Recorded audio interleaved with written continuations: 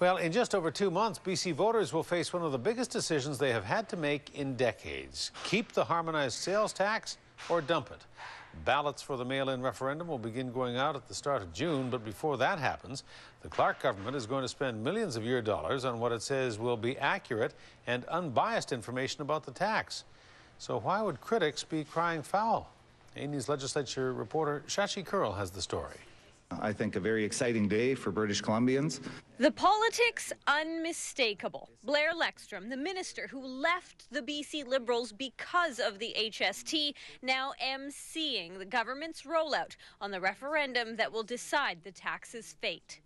I wished what we're doing today we would have done 18 months ago, to be honest. The lead up to the summer vote is starting with an information campaign. We're committing $1.7 million towards providing a comprehensive funding package that will ensure British Columbians have the information that they need. Here's how it breaks down.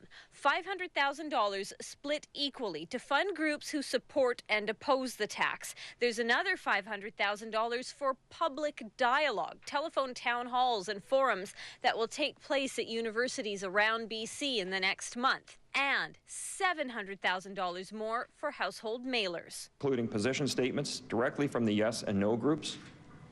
A summary of the findings of the independent panel that is now preparing its report on the HST. Critics say it's a spin war and say the fight won't be fair. Fight HST is going to get outspent by 10 or 20 to 1.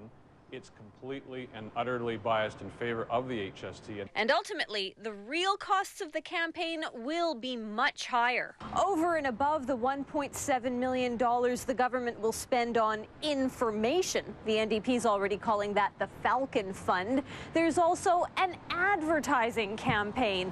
And as in all elections, third parties will also be able to spend and advertise to get their side out, too. Fight HST, the organization that forced the referendum, says it's going to mobilize its thousands of volunteers to campaign again.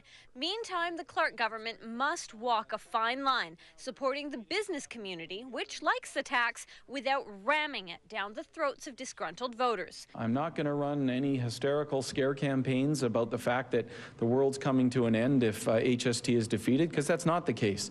But there will be challenges. So here comes the soft sell on a tax so many pushed so hard against. In Victoria, Shachi Kurl, A-News.